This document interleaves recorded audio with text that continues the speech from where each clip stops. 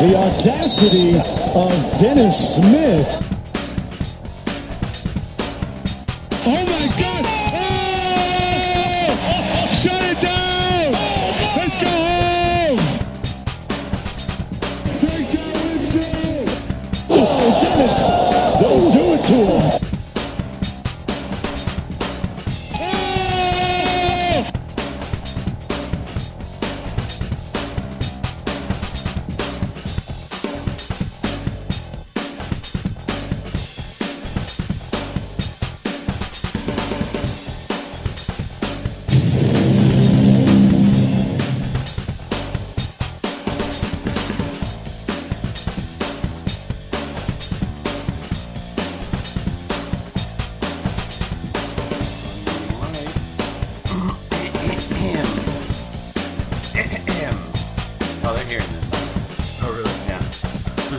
Mic check 212, bitch. All right, welcome. Why are you calling me bitches, bro? That's my mic test. I do that every stream. That is what I hit, except I didn't have the drop ready on hand today, so I had to resort to a live test with it. This is how we work. It's how we. I didn't know. I'm very sorry. You gotta have your skis right. So, what is up, guys? This is DDP, joined once again by Enyi and Duca for another edition of Mavs Fastbreak. Enyi, how are you doing? I'm pissed. You're pissed? Because of yesterday. I don't know what you're referring to. I have no idea what you're referring to. Was there a game yesterday? Did I miss it? There was a Okay. But it wasn't very good. Dallas sports week during the week. Yeah. Especially that Wednesday and Thursday. Yes, sir. What are you doing? No, I was getting the sound drops ready. You worry about your business. Okay. I got to get things set up here. All right. Shout out Glare. What up, Brandon? First. T. Yuli. What up? Going to today's game. Oh, sweet. Allo. Is that what's that? What's that language? Allo. Allo. Allo. Allo. Allo. Allo. To work we go. Sorry. Is that Spanish? No, it's not Spanish. No. That'd be hola. Well, they could have different ways of saying hi. Maybe it's slang. I don't know. Okay. I'm going to today's game. Glad you better be coming to what is it? December 12th. Come on, man. Plug it right. December 12th. Doncic v. Young 2. Oh wait, I'm off camera. Yeah, those at Mexi-Go in Allen, Texas. Are we lagging again, guys? Let us know. It's gonna go down. It's gonna go down for real. Yeah, I feel like we're lagging. Ooh, do you know who we need to talk about? Who we need? Oh, French. There you go. Yeah. Allo. Je ne sais quoi or whatever. I don't even know what that means. Omelette de fromage.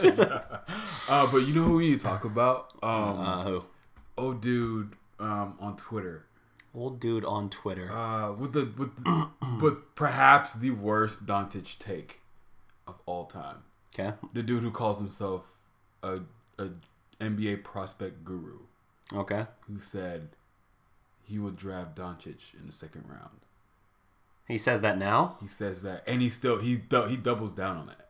Oh, let me show you this guy. Yeah, I mean, that's gotta just be a troll. That can't be a real analyst. He's a real analyst. He's Glad knows the references. Read it. That's good callback, Glad. No. When you were so excited last year to see Dennis, and then as soon as you got the tickets, it was announced he wasn't playing. That's a good callback right there. I'm impressed. I probably would have forgotten that, too. I actually did. That's actually really good. Hey, man, Glad, you're the dude, bro. I appreciate that, bro. That's a day one right there. Yeah, that's a freaking day one. Strong P1 of this show. Golly, you're lagging for me. Oh, man. All right. If it lags too bad, we can shut off the camera and just treat it like a pure podcast. Man, I got a haircut for y'all too, man. I was trying to be good. I don't know what's going on with that, honestly. My internet's been spotty for a couple days, and it sucks. I'm annoyed with my internet provider. Let's see. I'll shut the camera down. I'll wait. my God! Why is it dropping out? It's like lagging. All right. Everything's ruined. It's still trying, bless its heart. All right. Well, we're going to mute that obnoxiousness. So, we're going to be talking today. Enyi wanted to talk a little bit about Mavs-Rockets. Also, we're going to talk a little bit about the terrible Lakers game. You guys already referenced, who was it? I saw someone mention it. Brandon mentioning Barea's ejection in particular. Oh, bro. that is one of the worst I've seen. Yeah, that was probably one of the worst officiating. I was texting you the whole time. Yeah. Yeah. It was bad. Yeah, that was probably the worst officiating I've seen in some time. Since 06. We'll also get a little bit into Mavs Clippers preview today. This guy. And we're going to talk a little bit about Rashad Phillips is who had that take. Yeah. Find the tweet and we'll talk about that a little bit. We're also going to talk a little bit today about Dennis Smith Jr. I don't know why I'm whispering, by the way. I don't know why you're whispering. Because this guy's a freaking... You're throwing off my skis. I'm sorry, bro. We're going to talk a little bit today about, as well, Dennis Smith Jr., and kind of his development, his growth, if he's trending upward or downward, how we should react and respond, or how patient we should be with him. Because this is a very hotly debated thing, and I'm kind of frustrated with some of the base and how quickly they want to move on from him. It sucks, but at the same time, it warrants at least discussion, I think. So we're going to talk about that. I know Enyi is very excited to talk about that one. And we'll go from there.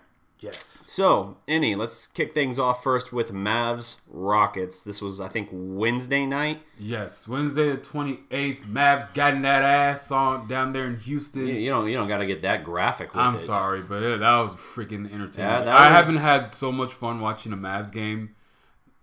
That was like the most fun I've had watching a Mavs game since Game 6. Yeah. 2011. Yeah.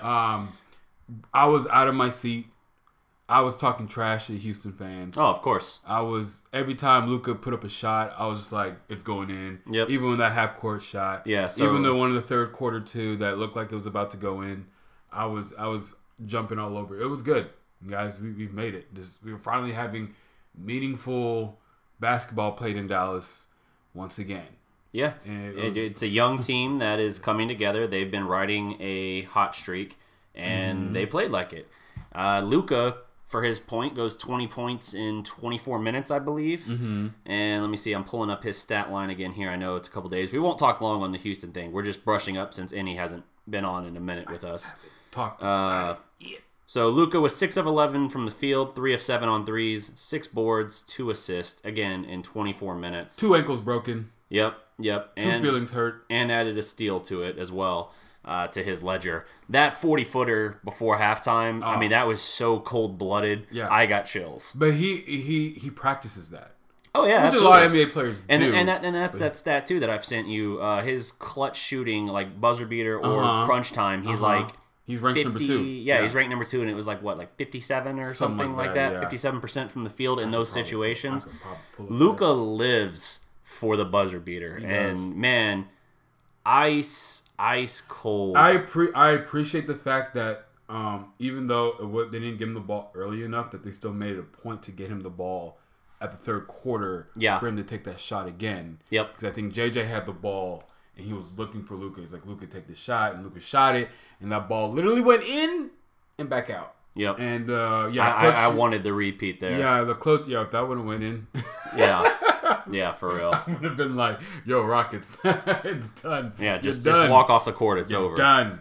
So what DDP was referencing, this is a tweet by Steven George. Don't really know who he is, if he's an insider or whatnot. But clutch shooters in 2018-19 season, you had number 1, Victor Oladipo, shooting 63.6%. Number 2, your Luka Doncic, shooting 57.9%. That means hashtag get that man the ball.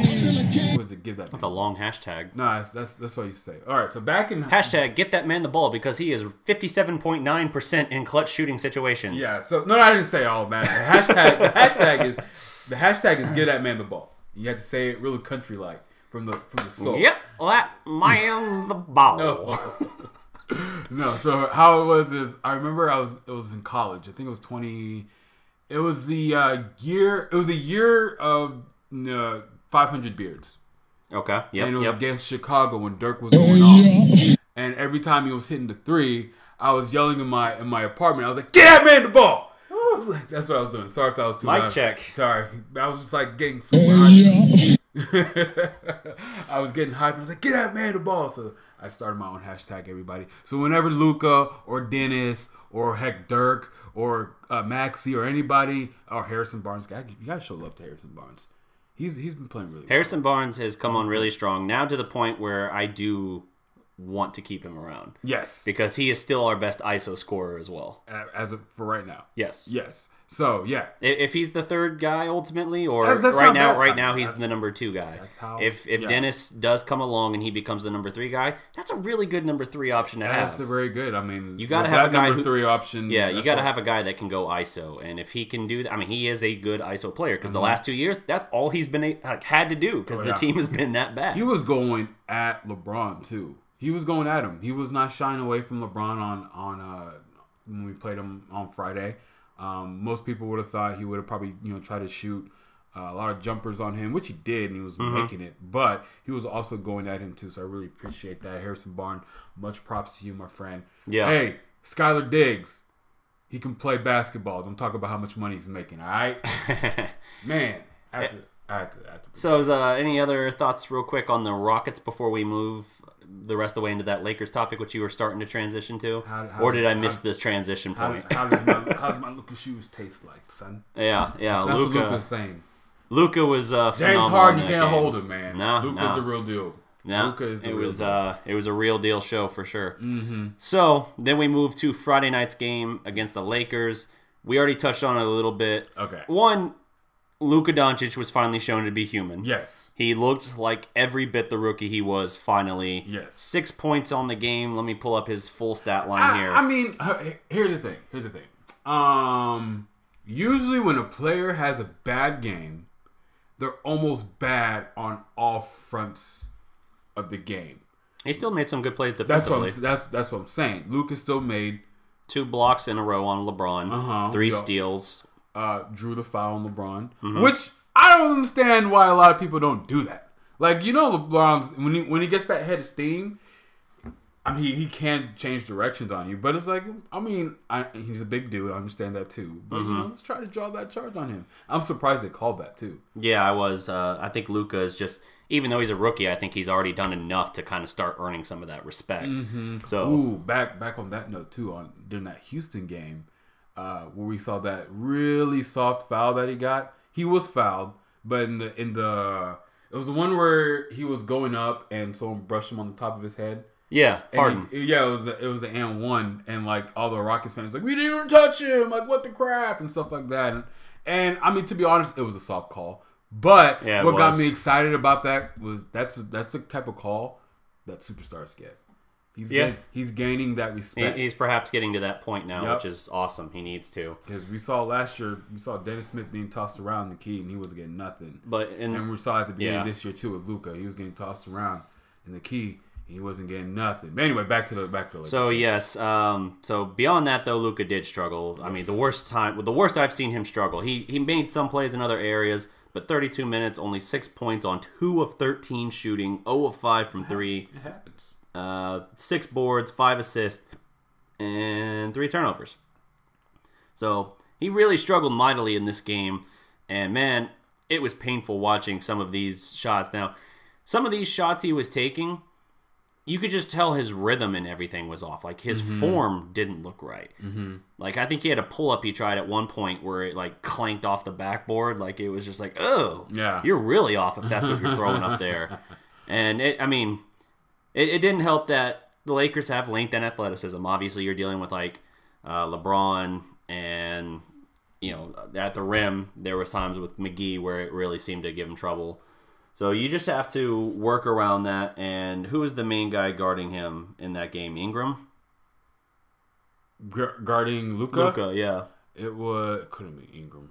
I don't think. It could have been. I'm thinking they probably had their best defender on him.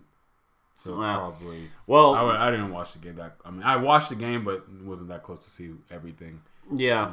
I felt like there were sometimes I saw him matched up with Ingram, and Ingram gave him some troubles. But anyway, it is what it is. His first game, he was proven mortal. And, you know, it happens. It's a rookie. He's 19. And it will probably happen again sometime. It will. Yeah. And the thing is, like, I mean, you can't knock it. You can't, like, be upset about it. Like, we saw some people overreacting to it. Like, oh, is he finally coming down now? Like, and, you know, I'm not going to, like, throw out, like, some of the more egregious ones. Yeah. But, yeah, there are definitely people overreacting to one game. The Mavericks were still, that's the thing, too, though. The Mavericks were still in this game reasonably. 114-103 final against a team that's 7th, I think, right now in the West. The Lakers, they were ahead of us. Even with the loss, Dallas is still 10-10, has still won 7 of its last 10, I think, at this point. And I can't trust this thing for nothing. And obviously, yeah, they're still there. They're still the 8 seed, even with the loss. The Mavericks are. Yep. But now, today, whatever. I think you said it's like 5? 6. Okay, so tonight they have a matchup with the currently 1-seeded Clippers. Yeah, that's going to be a real test. It's going to be a real test. What did you think in the Laker game regarding some of the officiating? We talked about there was no flow to that game at all because the whistle was blowing. Scott Foster, man, he is the quickest trigger for technicals I've ever seen. How many techs were called that game? Do you know? Oh, I saw at least 4. I think so. Yeah. But, I mean, they were, like, in pretty quick order, too. Yeah. And Barea pulled a Tim Duncan where you get teed up and ejected on the bench. What did he say? This is a disaster. Yeah, that's it. He said, this is a disaster. This is a freaking disaster. He said it from the end of the bench. And he got teed And Scott Foster teed him up. And he just walked off. And, yeah, Barea just walked off, like, yeah. I'm done. I would have done the same thing. That was so terrible. It was unreal. I mean, at some point, you gotta let him play. You can't. You have to let guys play with emotion. Yeah, for the betterment of the game, for the product you're putting out there, for the people who paid hundreds of dollars to watch the game. You can't be stopping the game every couple of seconds because a foul call or something like that. And then of course people would sound off and they get a technical foul saying basic things like this is terrible, this is a disaster. And you're at the end of the bench and you're freaking calling a tech on them. So it was like, well, there was a tech right before that, too, where it was something, like, ridiculous where the Maverick player, like, made some gesture toward the ref, but he was moving away or something like that. It was nothing. Wasn't J.J. Barea's first tech with just, like, looking at the... a death stare or whatever? There were a couple ridiculous ones like that, but, I mean, it is what it is. It was a horrible, horrible officiated game. Scott Foster, way too trigger-happy, but that's known about him. He has that reputation that he is trigger-happy with technicals, and it killed us. It killed the rhythm of the game in Dallas, and I think that affects Luka as well, obviously, not to mention the physicality the Lakers have and the length and athleticism. I just think it was a perfect recipe for him to struggle, and especially after... Lakers have some beautiful transition. Yeah, they've got athletes for sure. Yeah. And in transition, as you mentioned, that's tough. And I think after the Halloween game there, when Luka caught fire late and suddenly nearly won that game for Dallas, I think that changed their perspective where they were more prepared for him this time. Yeah. So it's what it is. What up, Mav Zero? So the webcam was lagging, so we shut it down. I think I know what the setting change is, but I would have to I'd have to stop the stream at this point and restart it. And since you guys here, I mean, I could do it real quick, but I don't want it to separate out the video. So we might just treat this, unless you guys want us to try that, we might just treat it as pretty much a pure podcast where we're not actually visible on camera. But it's the same setup as usual other than that. So, that's a lot of people. Yeah, 40, yep. Oh, hey, there we are. Hey. It's going to lag again, though, I'm sure. Because I think I know what it is. The video is outputting at too high of a level, and it's causing technical issues. Oh, man. Well, it's causing lag because it takes more processing than my computer. It's not a cheap computer. You're talking a bunch of technical stuff, man. Oh, you see. No. Yeah, I get it. Disappear us again. I'm not completely dumb. Let's see. Let's real quick. Let's dive through some of the comments here. Not gonna. If you guys want to really grab our attention, tag the Dallas Prospect, and it'll catch our eye. Shout out Anthony Lusk, Isaiah Hunt. What up? Lay low. What's good? Hallelujah. Yep. Ed Edward. What's up? Says. What's up? Kent Ketchum. What's good? Hey, Kent. Let's see here. Brea's been playing great, no doubt. He has. Yeah. Yo, shout out to the bench mob, bro. They're back. They're really fun to watch. The bench is the reason that Dallas has been on this hot streak. Yeah. Because, and I talked about this previously, plus minus isn't the end-all be-all stat, but it does give some good indicators of impact, and like several guys on the bench have a plus rating in that regard. Maxi is the highest, I think, and Barea has been phenomenal. Devin Harris in this streak has been phenomenal. Maxi's playing tonight because he didn't play on Friday. Is that correct? I don't recall him playing. Let's see if I can try to find some news on Maxi. But yeah, so it's definitely significant in that regard. But if you look at the starters, Luka I think has currently the highest plus minus, which isn't even like a crazy. It's not even by a crazy mark, you know. Like, no. I think it's like a single digit plus is what he's at. The rest of the starters to that point, as of like a couple days ago at least, we're still posting a minus in that. So let's see here. Let's deal with the bad game. Your praise, Luka. Dennis Smith Jr. has a bad game. You want to trade him? We don't want to trade Dennis. Wait. Is that a different conversation, like a sub conversation going on in there? Huh. I don't know. All right, Anthony Lusk, I'm going to tell you. Hang in there, bro. Hang in there. We have the pod. We're going to get some of our thoughts out. The two of us have no interest in that, but let's see. Our thoughts out. We're making a lot more sense.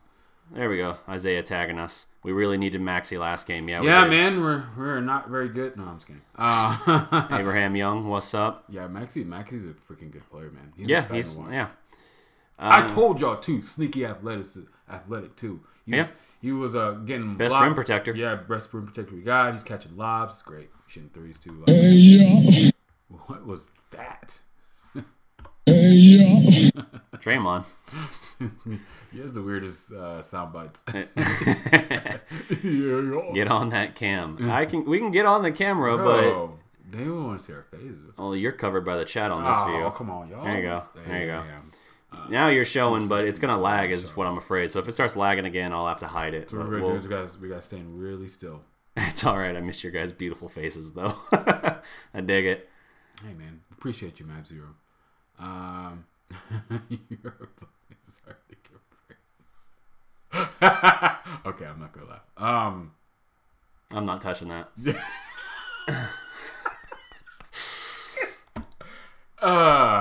Not in this realm. I'm speaking more to... Not in this realm. No. Yeah. Who guarded Boban? Who will guard Boban? Sorry. Oh, man, that is a good question. It's gonna have to be DeAndre. I know, but he's not the Bring starter. out Mej. Oh, yeah. Bring out the Mej. Mej on Boban. That's actually a really good matchup. There you go. ESPN will even talk about Boban be talking trash, dude. Boban be talking trash. He'd be dunking without even jumping, and he'd be looking at people. He's like, bro, you didn't even get off the ground, dude. You don't have to, man. Like freaking 7'5". Don't have to. Get out of here. Why exert extra info raising to your tiptoes if you don't have to? I want to pull a calf. How are Dirk and Maxi going to play together with Dwight? We need all three to play decent minutes. That's a good question. Yeah, I don't foresee Dirk getting a lot of minutes. Hey, that one fairly well timed. We need to say that's when we burn somebody or something like that. Yeah, that's why I made it. I just worked out there because you were like, yeah, we need to maybe not give Dirk so many minutes. I was like, hit it. It's right there. It's ready. Oh, okay, I get it now. Yeah, I mean, depending on how he looks when he first comes in, I don't foresee it because Maxi's playing really good, Dwight's playing really good. Yeah. Salah's getting his spot minutes or whatever. I mean, we need that extra rim protector outside of. I mean, I guess Maxi's that guy, but outside of DeAndre's really not that guy. It's weird. You can't mutter whisper to yourself that much. That's what I'm trying to say. But Dirk is not back today. Dirk is not back. He's going to come back. They're saying sometime in December. We're December 2nd right now. I don't know how soon Dirk is going to be back, and I've been saying he might be more of a novelty this year when he is back. He might play a few games, miss a couple games. Yeah. Play a game, miss a game. Never play back-to-backs. The reason why Dirk is playing is because he said he didn't want to leave the franchise in a bad state. The franchise is not in a bad state anymore. Yeah, but I want him to at least take the court at least once. One, because you get a proper goodbye at that point. You don't want to find out like, oh no, we don't get to you know what I mean? Anymore, yeah. Like you don't want to be like, crap. The last game he played last year was it, and they shut him down early last year. I want to get a decent head notice on when Dirk is coming back because I'm watching. I want to go. Well, they've been pushing it back is the problem. First they were saying it was going to be in, I think early to mid-November, and then it was like, well, we still think he'll be back in November. And then they're like, oh, it'll be sometime in December. Like, sometime in December? Are we talking like December 8th? Or December 12th? Or change my advertising real quick. Yeah. Or is it going to be like December 31st? You know, when is it going to happen? Awesome. Or let's shoot for the 12th, Dirk. 12th would be awesome, man. So as we do one more cheap plug on that. So December 12th, that's a Wednesday. We are going to be out live at Mexi-Go restaurant in Allen, Texas for a Mavs watch party. Enyi and I will be out here doing Doncic v. Young 2. Yes, sir. Atlanta Hawks in town. So we're going to be doing a pregame show first. Yes. Where we talk about the matchup a little bit. You guys who are out there with us, if you want to come on, we can bring you on the broadcast to talk a little bit. But we'll set up. We'll kick back with you guys, watch the game, have some drinks. We'll live stream throughout the game as well, where we will have a live broadcast and we'll be commentating through everything. Taking your questions at halftime. We'll bring some of you guys on. We will absolutely do all of that. So come out, have a good time with us. Here's the thing. This is the first Mavs watch party event we've done. Yeah, for the Dallas Prospect. Yeah. I've done a couple Cowboy ones before. I've been to the. You've been to the ones before. Yeah. I got altogether 3 minutes of screen time. Hey, that's gonna change in a big way here because you'll be on between pregame and the game itself 4 hours. Yeah, it's gonna be great.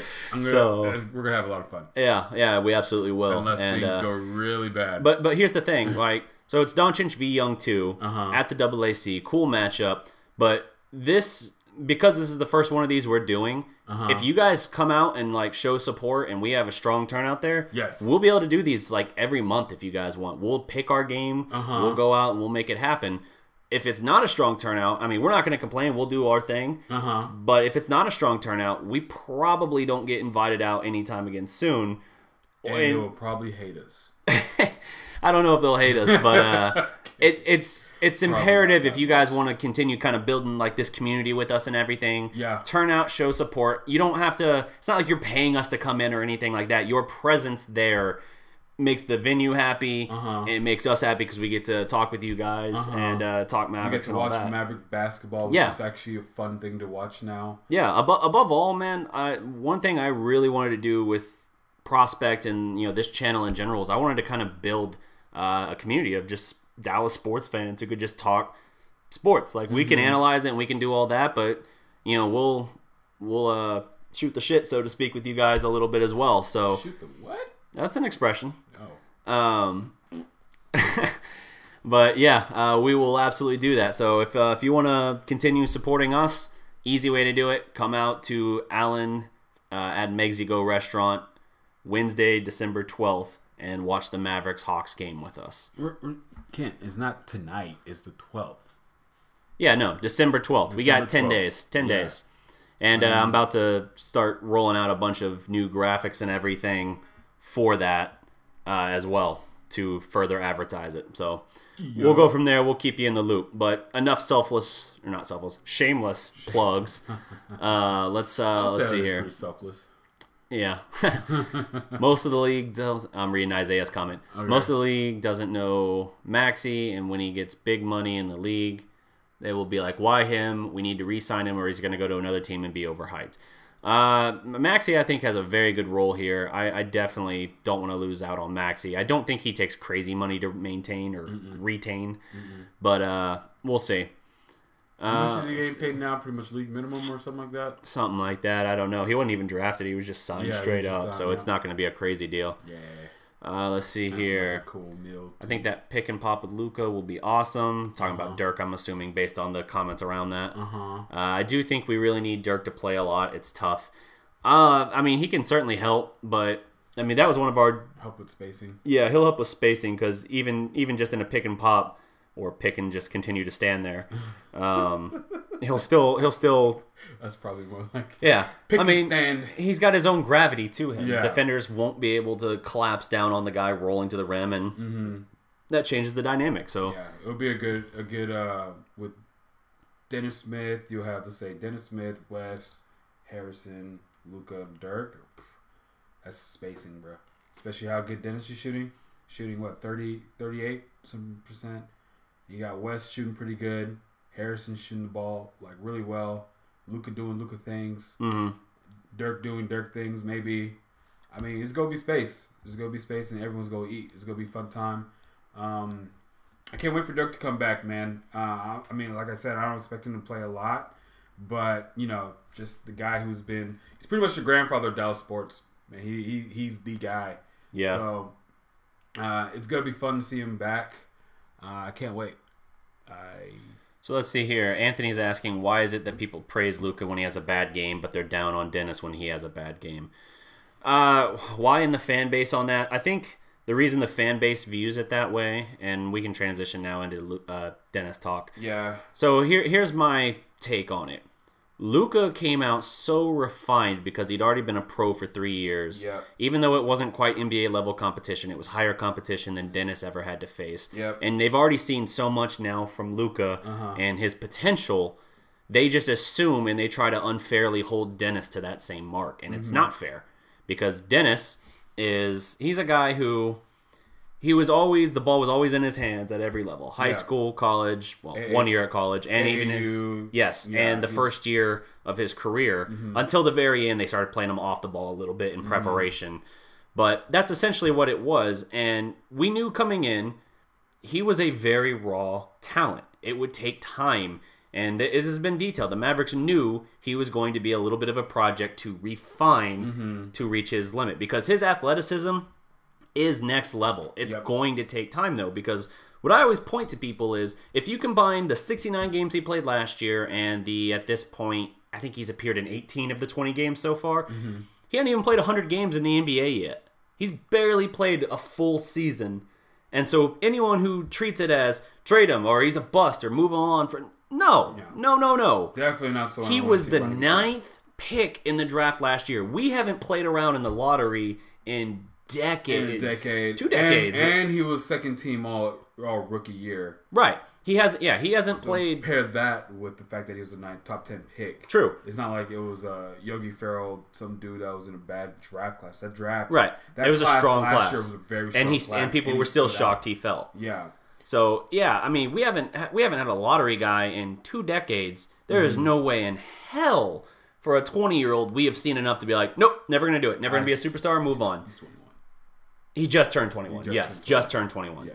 But still, there's no way. And so it drives me insane in those cases. And I understand not all of it's coming from a negative place. Some people say it in a very analytical way. But I think you just got to give the kid time. And I think the thing is, you made this point earlier, Luka coming in and being as good as he has been off the bat, which neither of us thought he would be this good this early. We knew he'd be good, but we didn't think he'd be this good this early, like this instantly. Yeah. That changed the perspective for a lot of Mavs fans, I think, where now they just assume everything should be on that schedule. Yeah. And now instead of talking like, hey, you know, playoffs probably not happening this year, but it would be cool. Now everyone's saying, by next year we need to be in the second round. And I'm like, whoa. We don't, Luka's amazing. There's no doubt.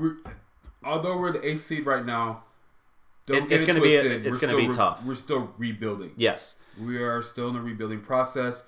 You got to develop and build chemistry. Definitely expedited the process. Yes, that is not. He's maybe shaved a year off of it. Yeah, but here's the thing. This is what I always joke with Darreck when we're texting back and forth, and he's telling me, "Yo, Luka is the second best clutches guy, whatever." I'm like, Luka's not a rookie. He's really not a rookie. He's been playing professional. Shout out Lalo. He's been playing professional basketball since he was 16.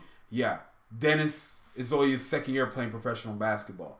Luka's been playing at a higher league than Dennis has since he was 16 years old. Mm-hmm. He's also played against NBA talent. He played against the Oklahoma City Thunder when he was 17 and did work against them too. We need to not look at Luka and his progress that he's making and then project all what Luka's doing on Dennis. Yeah. And then how come Dennis is on... Dennis is actually improving this year. Yeah. I mean, if you look at his percentages, look at his three-point percentage by itself. He's 39% I saw. He's greatly improving. What he's not showing, he's what's holding him back right now is his transition to finding his new fit on this team. Oh, Dennis! Don't do it to him. Don't do it to him. That's what I'm saying. Yeah. Like, bro, trust me.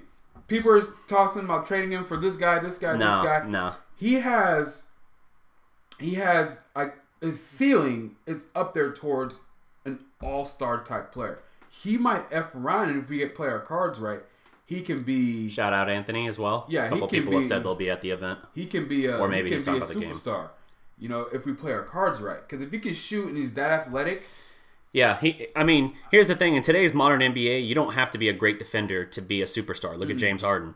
Look at James Harden, even though Luka cooked him. Don't look at James Harden on Wednesday. Look at him every other day. I'm talking offensively. I know. But yeah, no, you're absolutely right. And I think that perception has been, as you said, unfairly projected onto Dennis. And you got to remember, undersized point guards tend to take 3 or 4 years to kind of come into their own, right?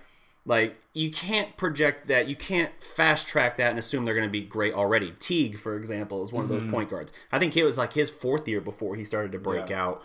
You just gotta be right about it. You know, you gotta take that time and be patient. Yeah. Can I address what's being said? Sure. I know Luka's an NBA rookie. He is not your typical NBA rookie.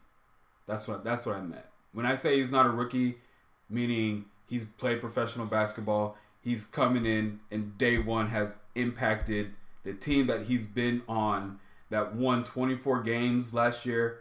And we're already almost halfway the wins we have last year. And we're only 20-something games in. 20 games in. And he's the best player that we have on the team. Yeah. We're basically halfway to last year's win total in 20 games. That's what I'm saying. That's not what a typical rookie does. That's what I'm saying.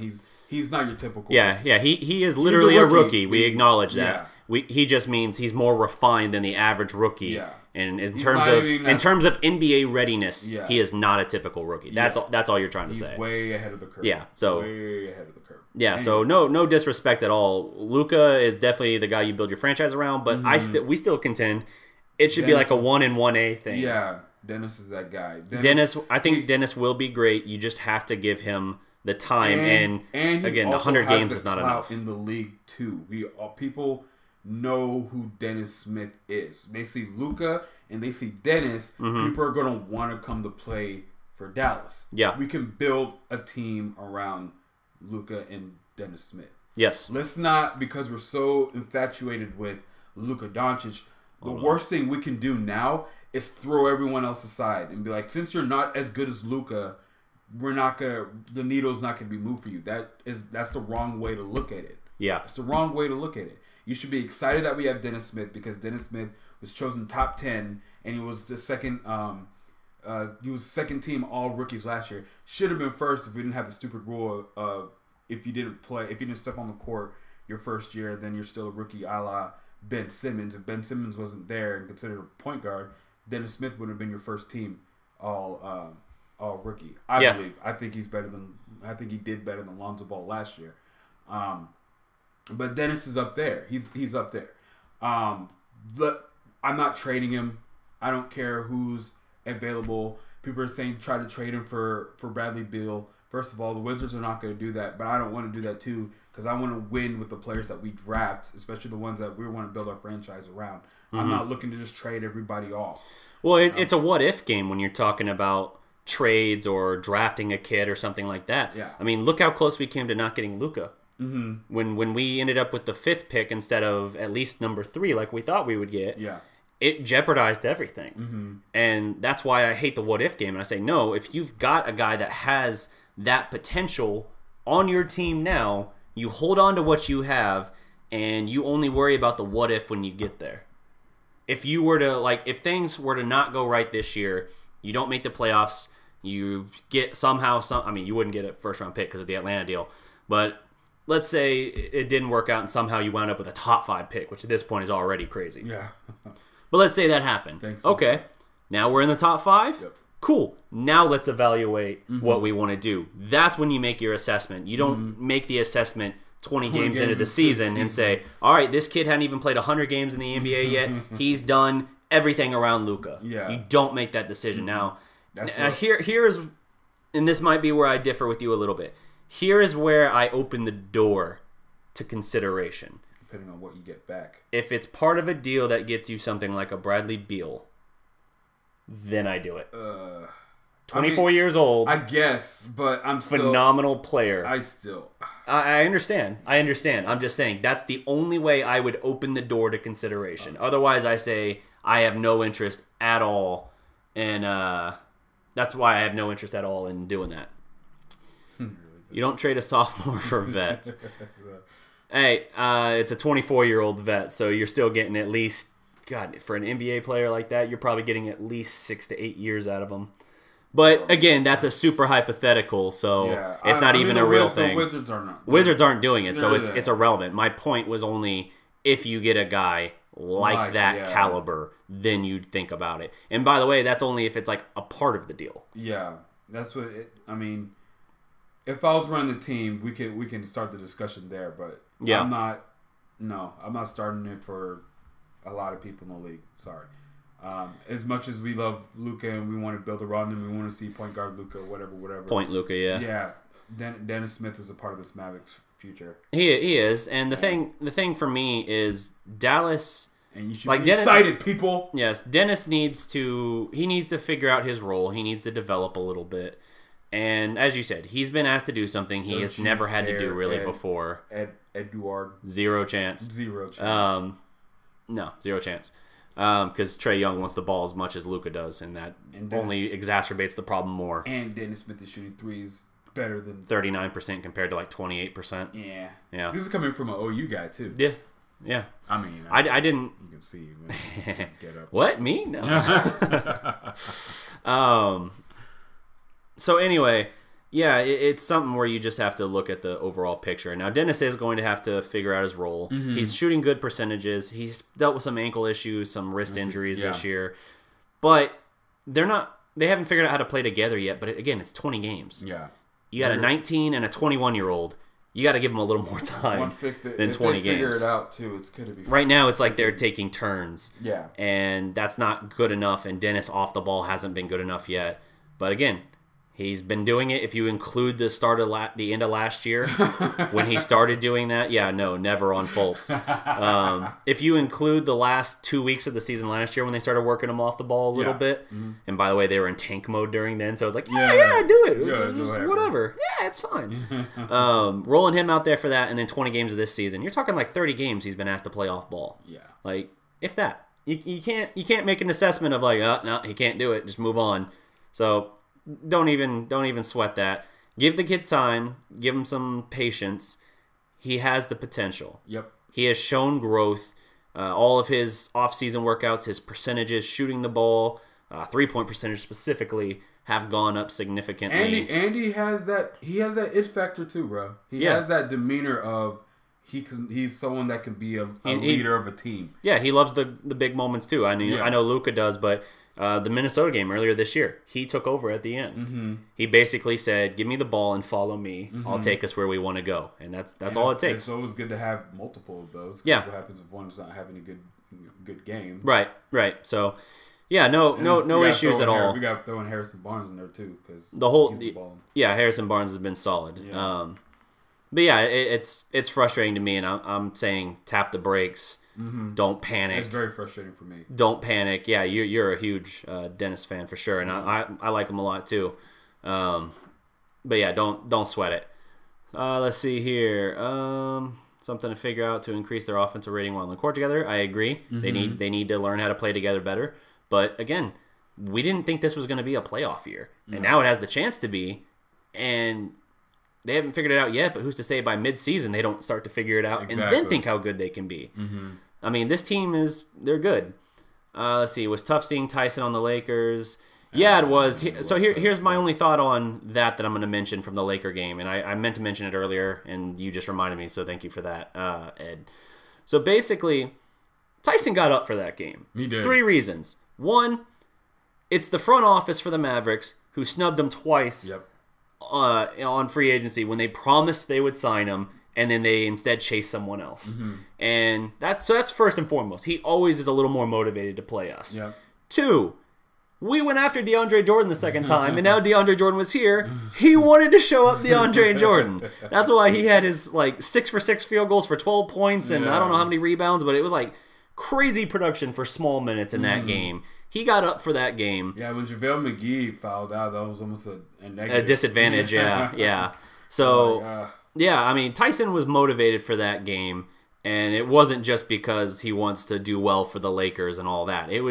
He was ready for that game, and he wanted to make a statement, and he did. Yeah. I mean, it's not like you look at that game and go, "Oh man, we made a mistake. we should have gone after Tyson." Should have kept him. Here's the thing: the first time around is when they messed up. The second time, yeah, he would have still made you better in the interim. But when DeAndre fell through and you'd already messed up the Tyson thing, you're like, "Oh, that hurts." But it's probably best because Tyson wasn't as much Tyson anymore. Nah, he wasn't. It was the first time around where it's like, why? What are you doing? No. Yeah, exactly.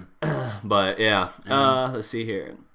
If you get a guy like Beal's caliber at Beal's age, 25 or under, you have to, I think. Otherwise, no. Yeah, that's kind of what I'm saying. Yeah. I mean, I'm still... I guess the door is cracked open, but I'm not... Yeah. It has to take not that much for me. Right. Yeah. But, yeah, you definitely got to consider it. Let's see. Hello from Slovenia. It is crazy here for Luka because of his performance till now. Coach is doing a great job with those young guys, Luka and Dennis Smith. Oh, that's good. Now, during this hot streak, we have not heard the criticism of Carlisle, and I'm glad that went away. The claims of fire Carlisle have finally gone quiet, which is good. And same thing there. Here's the thing. Everyone in everything, all walks of life, sports, everything. Everyone wants instant gratification on stuff. And this isn't like millennials, because we're millennials. This is everyone. This is because everything you get now, it's expected to be instant returns. And it's like, you can't always have that perspective. You have to say, hey, his best 2 players, presumably, are, at the time, 19 and 20 years old. How about we give them more than 20 games to figure out how to utilize them? And now you've seen the last 10 games, so it took them 10, and now they figured it out better, and they've been much better. Like, they're suddenly looking like the exciting team we projected. So that's why I say tap the brakes, wait for it, regardless of your age. Just have a little bit of patience. And let Carlisle do his thing. Let Luka and Dennis figure out their thing. Dennis will be better. He will be better. I'm almost certain of it. Yeah, if Dennis isn't significantly better by the end of the year than he is right now, I will be shocked. Like, at that point, I'll be like, it's going to be really interesting to see what he can do next year. Yeah. But right now, I'm not even sweating that. I'm not worried about that. Nope. I feel like I'm lagging again. Let me know, guys. Yeah, I can see it. Peeping it. But, to stay on the whole notion of patience, you have to understand, we're right now, in terms of the rebuilding curve, we're kind of ahead of it. And we cannot let that completely, I guess, alter the way we're looking at how the Mavs are. If they make the playoffs, that's great. That's awesome. I'll be excited. But here's what I know. My main objective for this year was growth. By the way, salute for watching from Slovenia, if I didn't say that already. Yeah, you didn't. I realized I read the comment and didn't acknowledge that. Salute. Thanks for watching. Appreciate that. Yeah. I want to see growth. We've seen instant growth from Luka, because we didn't think it was going to be this good. I remember one of our earlier podcasts, we thought he was going to be averaging somewhere around 14 points a game, something like that. Maybe. I think I had like 15.4 is what I put down. Probably a little bit less than that. Yeah. And he's damn near averaging 20. Yeah, he's like 19 and a half or something, I think. Something like that. Well, maybe now not, because of that 6-point game. That surely dragged that down, but I don't know. But, But he's not even a bad. He doesn't even have a low IQ, Dennis. Yeah. He doesn't even have that low of an IQ. Yeah. William Phillips says it's not just the fans on Dennis Smith Jr.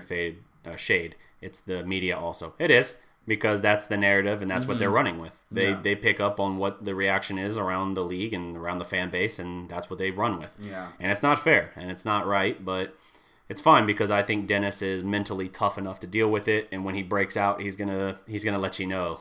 He's gonna remind you of all the times you doubted him. Exactly. Yeah. We don't want to pull Orlando Magic and trade away Victor Oladipo. Yeah. And come back to bite us in the butt. Anthony Lusk says, "Thank you guys for acknowledging that and speaking the truth. We need both of them and more." Yeah, we do. Yeah.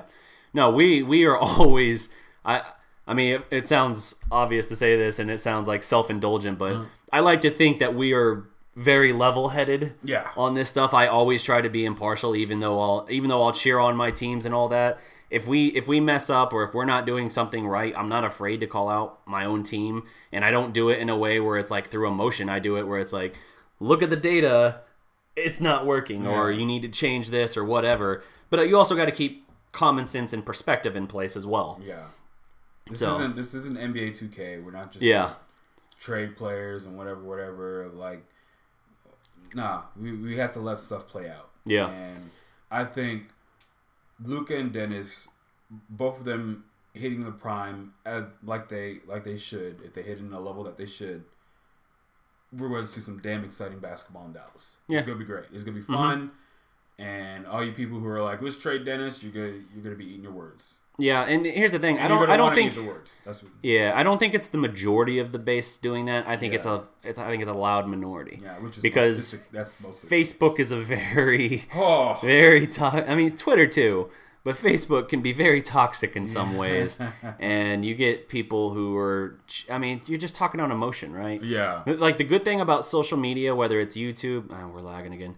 Whether it's YouTube or Facebook or Twitter, the good thing about those sites, they give everyone a voice. Mm-hmm. The bad thing about those sites, they give everyone a voice. Exactly. So, yeah, it's one of those things where sometimes you just got to understand people are always going to talk out when they got something negative to say. Mm-hmm. They're going to much less often say something good.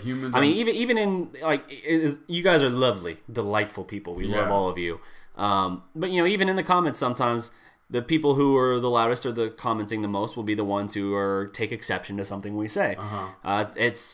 We always appreciate it, and we're not going to be upset if you take exception to something we say. But it's a smaller percentage that'll say like, "Hey man, love the show, love what you're doing. That's a great point," or something like that. And it's not like we need to hear it to like inflate our ego or anything like that. But it's nice to see. It's nice to see. It's like a little like, oh good, someone thinks I'm not crazy. Exactly, yeah.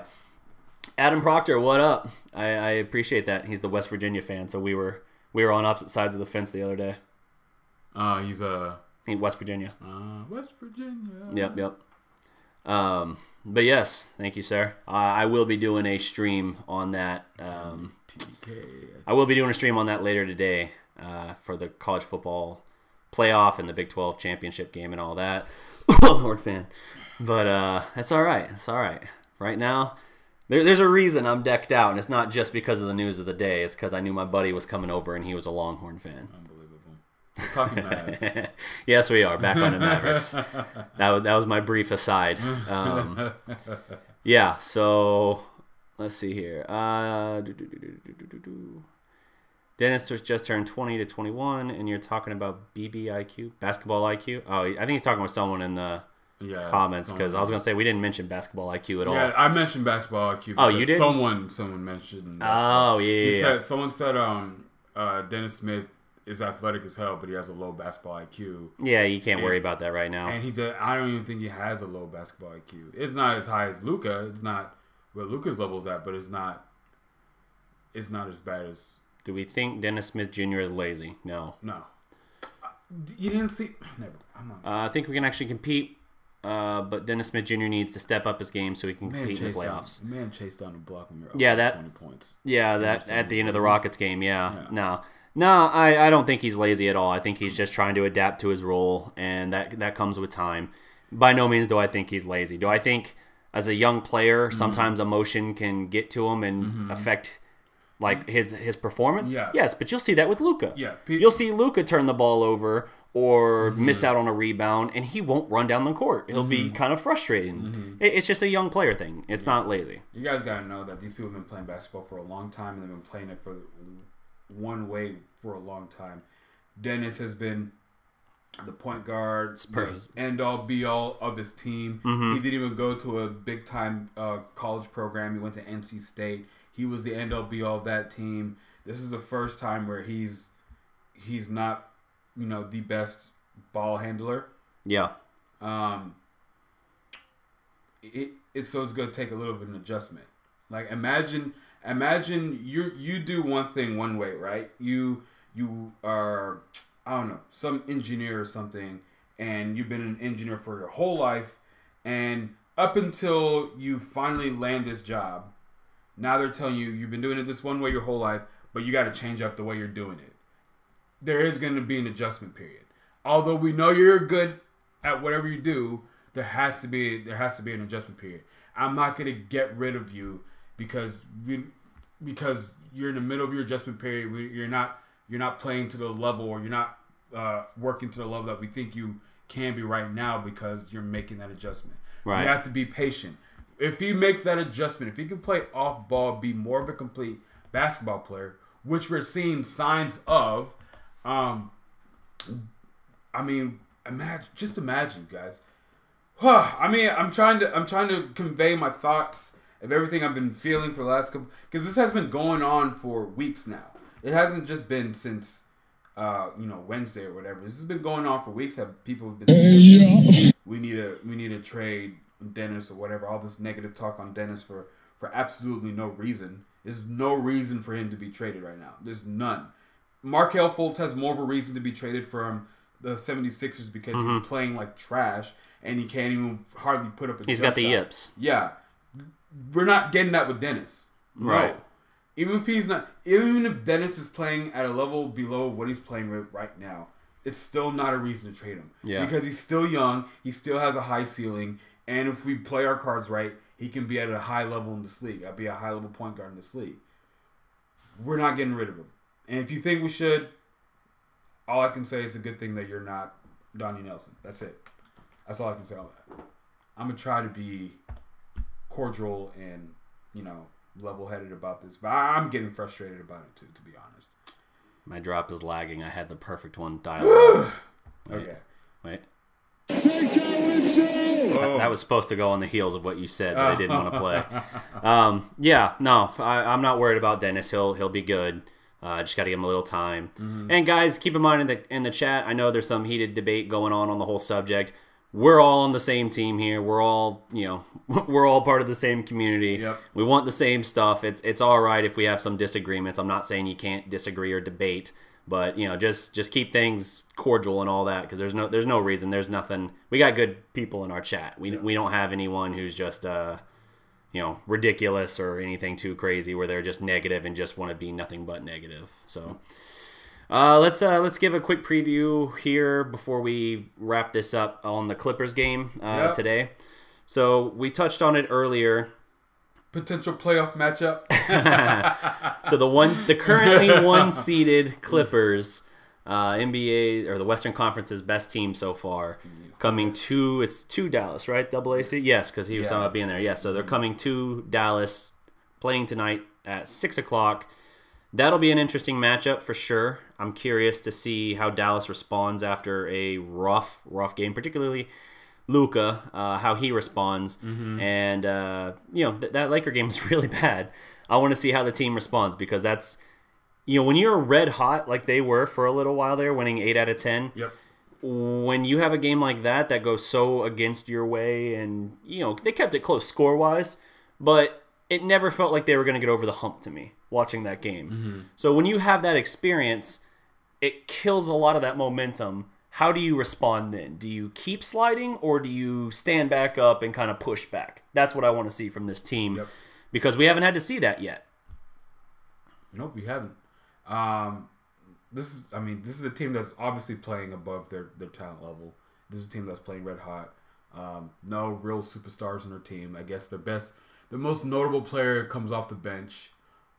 which is just forgot the guy's name. It's gonna burp my brain. What was the question again? The most notable player they have on the Clippers.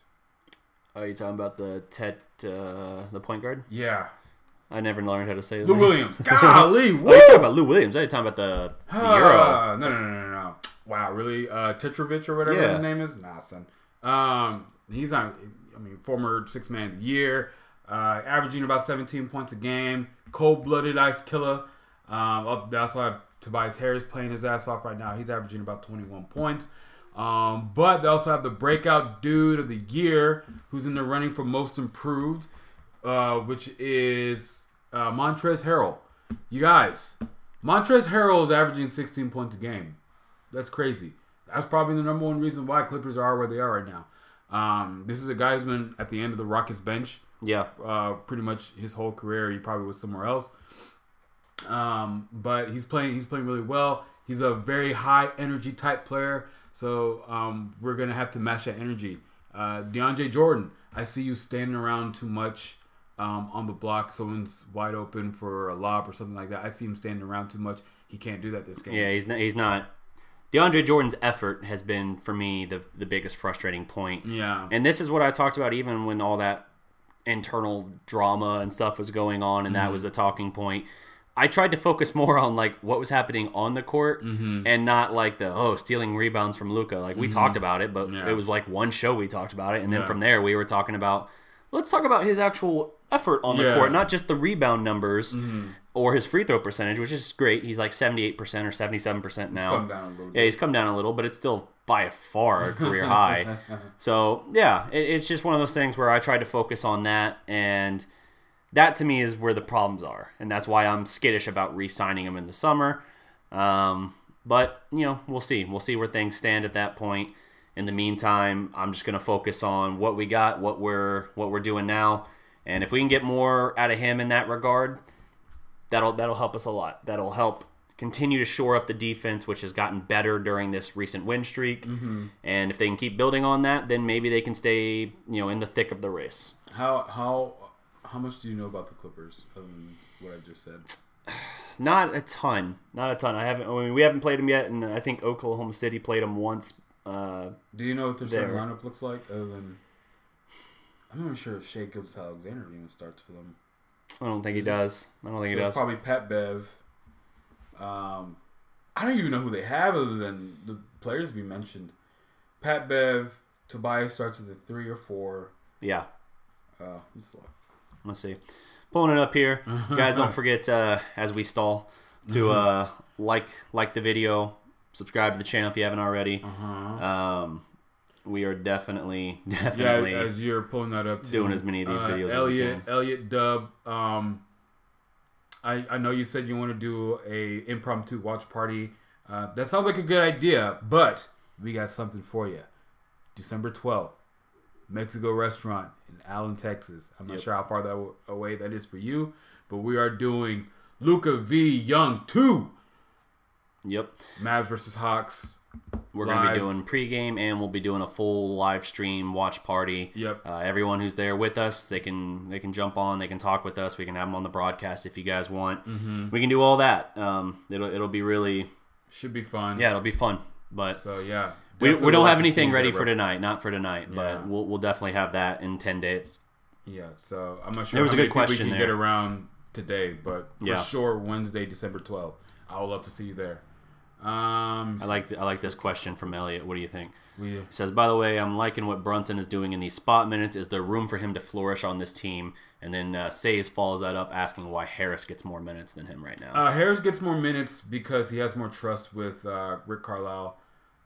Rick loves veterans. Yeah, he loves smart veterans as well. Devin Harris, he's not the most, I guess, he doesn't move the needle a lot. Gord Todd, that's who they got. Well, Harris has played great as well. He has. He's played great this year, especially since coming back. Against Houston, he went off. He's been one of the biggest things helping the bench during this streak. Him and Barea, it took time for him and Barea to play so great together. Yeah. Like that's what we were trying to talk about with Luka and Dennis. Before they even traded him last year too, he was playing really good. Like Luka and Dennis, they'll take time to play together, but it took time for. I mean, we've mentioned this. Look at Miami. Look how long it took LeBron and Wade to figure it out. Oh yeah, and those were superstars. Those were Yeah. like mega stars at the time, and it still took them 20, 30 games to kind of figure it out. You got to keep in mind as well the age in this case. It will take time. Isn't Russell? But I'm confident that they'll figure it out. Russell and Paul George still working their stuff out, right? This year they've been much better together. They've been much better, but it took them a whole year to Yeah, do it. yeah. Well, you also had Melo in there. That messes up everything we've seen. The Rockets still haven't recovered. That's a huge loss. that was probably the best take you've had ever. And they added Melo. That's a huge loss. As far as being dead on, that was probably my best take in a while. Because they lost Trevor Ariza. That's a huge loss. They added Melo. They lost. That's a huge loss. They lost Ba Mute. That's a huge loss. They added Carmelo Anthony. That's a huge loss. Yeah. I was feeling that one. Yeah, that was good. I cannot find the Clippers on here. Where the crap are the Clippers? Probably with LA. There you go. So they have Avery Bradley is their 2. Yeah. With Bray and Harris both being 35. Do you think we bring them back next year at 36? Both of them are expiring deals. I don't know. I really don't. Maybe bring one back. Probably not Devin, if that's the case. Brea. Of the 2, you'd rather keep Barea probably. Yeah. But I am wanting to see Brunson. If it was me, I don't know. I definitely Barea. I don't want to say definitely Barea, but I'll definitely consider bringing him back. But I really want to get more time for Brunson, to start to develop him. I see him. Gallinari, Tobias Harris, Alexander is in there. Okay. So there you go. Wow, that's a pretty good lineup they got. Yeah, well, yeah, they're the number 1 team in the West right now. I mean, and yet in the power rankings, they're still 5th. The disrespect. Yeah, the number 1 team in the West is power rankings. As for the question on Brunson earlier, I think he's doing fantastic in spot minutes. Here's the thing. That's what people have to remember about him staying. Did he go all 4 years in college or 3? I think he went all 4. All 4. He knows how to play in big moments. Yeah. I mean, he did his resume in college and all of that, and he was even a McDonald's All-American. His resume is phenomenal, very lengthy. He's not the athlete or player that Luka is, but I thought he was a fantastic pickup in the start of the second round. Yep. And that's what he brings to the table. Is he just has that kind of veteran leadership and just that very cool calm about him that he knows he can go out there and he can get shots when he needs to. He can help give you some very good spot minutes. I mean, definitely he's going to need to develop. He's going to need that time. That's why we need to try to carve out some space. But here's the thing. I think whether it's after this year or it's maybe if you re-sign Harris or Barea, one of the 2, if it doesn't happen after this year, it happens in a couple years where he'll be that with Dennis, where like Barea and Devin are, where they play basically 2 point guard lineups essentially. He'll do that with Dennis. That's what they're grooming him for. And in the meantime, he can still give you some help, which is great. Yeah, I can see him being a starting point guard in this league too. Not for us, but if he develops into something good, we can probably turn him for something good. I don't know. I'm not saying trade him now. People, I'm not trying to say trade him now. No. I'm saying how I think he could be, because as soon as we drafted him, I was like, this dude, he reminds me of Derek Fisher. Very high IQ. He's not going to get you a flash. He's going to get you a straight steady efficiency. play. Yeah. He's not going to do anything dumb. Steady, reliable. Yeah. Oh, I love him coming off the bench, but if you look at Dennis Smith's points statistically last year, he was better towards the end of the year, which we can be inspecting. Well, he didn't have to share the ball, and he had a different role at the end of last year. So it's not apples to apples. It's still a different scenario. But still. Very, very different team for the starting lineup and all that than last year. And we're most likely not going to be taking let's see, we I hope don't even have a first round pick this year. Do you think this is a revenge game? No, it wouldn't be revenge. But what do you think this game is for DeAndre Jordan? Do you think he plays up for his old team? Yeah, he might. I mean, people do. Do you think he's going to block a few shots? Probably going to be like that one outlier where he had 5 blocks and was actually trying. I don't know. People do tend to get up a little bit for their old teams. Yeah. Try to put on a show. Yeah. To Abraham Young, your question, I don't think he'll put up 20, but he might grab like 20 boards. I'd see 20 boards before 20 points. Abraham. No, I think Jordan's Clippers have a lot of good players. They're a very solid team, and hey, they're in the thick of the running for Kawhi Leonard. Yeah, they are. So they could be a very dangerous team, and you're like, whoa, when did this happen? Yeah, exactly. I mean, I'm looking at the roster right now, and it reminds me of how not. Williams says 3 years in college for Brunson and Player of the Year with 2 championships with Nova. Yep. Anyway, but how their team is set up, it's not set up exactly how the Mavs were, but just how deep it is. It reminds me a little bit of it. I mean, because they have their third point guard is Tetrovic, which he's not bad. Okay. He's not bad. Says wants to know what if Brunson turned out better than Dennis Smith? Would your view be the same for Dennis Smith? Talking about him being a steady, efficient player who still plays in a lot of 2-guard lineups, just him not being the superstar, I guess, is your question. I mean, if he's solid for you and he's working well in a 2-guard lineup, so he's getting a lot of minutes, fine. That's still efficient. Does that mean he's untouchable at that point? No. But I'm going to wait until like year 4 or 5 of him being only that before I determine that's all he's going to be.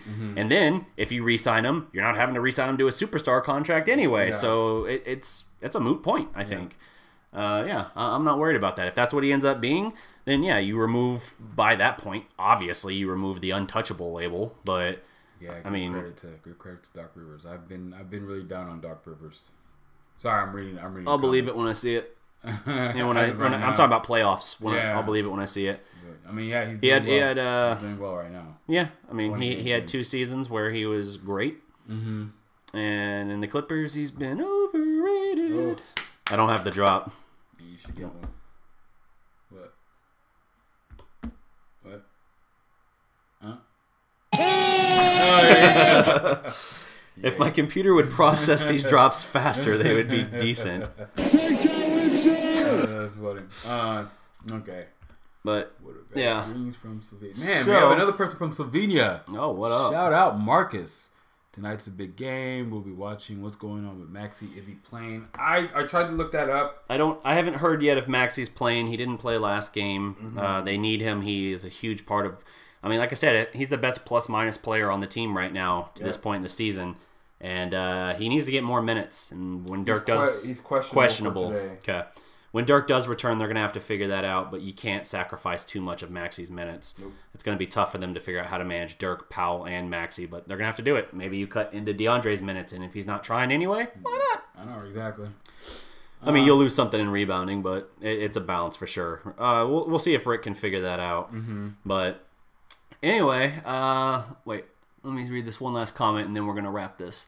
Need to get a good player that can shoot and rebound. It's tall like Maxi near the trade deadline. Probably then be a hard team to beat. I mean, we'll see what... The picture is impossible to project between now and the deadline. We don't know who's going to be available, who's not. They're going to try and move Wes Matthews. They tried last year. Now he's an expiring deal.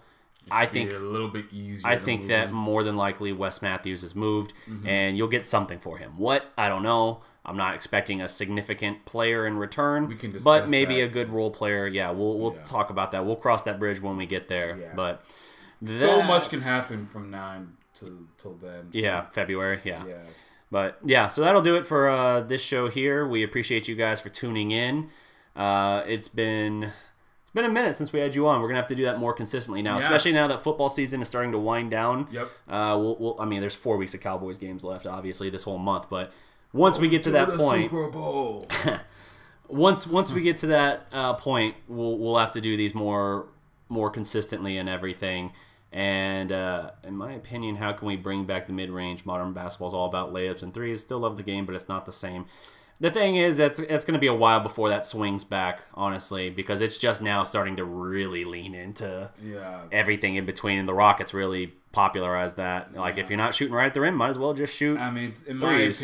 my opinion, still my philosophy, I still think the mid-range is still the most dangerous. Once you have a 3-point threat and a layup threat, mid-range is the most dangerous thing you could possibly come because... Which is why Durant is still, like, absurdly lethal because he's one of the guys that can operate perfectly in that mid-range. Dirk perfectly in that mid-range. Exactly. What that mid-range does, I don't know if I'm answering your question or not, but it's just giving you my philosophy. But it gives you that was bad. Brasino was bad, but it gives you the option when the game, especially in the playoff times, when the games get out of hand, we're able to slow it down. So if you remember when Dirk was Dirk, and the games got out of hand, what did we do? We slowed it down. We just put Dirk at the block or whatever. Yep. And he just backed down. He shot his mid ranges all day, and it was money. Right. A lot of teams don't have that nowadays. Now, what's going to happen is you're going to find someone who's lethal in doing that, and the threes are not going in, and people are trying to put up all these wonky layups and shoot all these threes from distance, and that's not going in, so just go in with a 15-footer. Yeah. And someone's going to have that down pat, and once that gets popularized again, we're going to see the whole league start to shift back. But hopefully it's soon, because you're all right, it's not the same. And I remember Pop said that earlier this week. Jalen Rose, I think, agreed with Pop, and I agree with them too, that, basketball is a lot more than threes and layups. I remember that's how we played in middle school. Yeah, it's a pendulum. It'll swing back, honestly. Yeah. That's how we played in middle school. It was all threes and layups. And then now, well, yeah, because you didn't have people who could go off the dribble at that age. Exactly. But, yeah, it'll pivot back, but we can get into that more later. Yep. Thank you guys again for tuning in. We will be back next Sunday. I'll probably go live sometime during the week again as well for another pregame show. Yep. And beyond that, just remember, I'm going to throw you the tagline one more time. All right, have you prepared for this moment? All right. And remember, every legend was once a prospect. Oh, we got another person from Slovenia. Greetings from Dallas, Texas. Are you still there? Are we still there? Oh, we're still alive. We're still alive. Zoran Markovic. My outro drop has failed me again. I was supposed to be playing. My God! Oh! Shut it down! Let's go home! Salute, guys. Check out the Mavs game, 6 o'clock.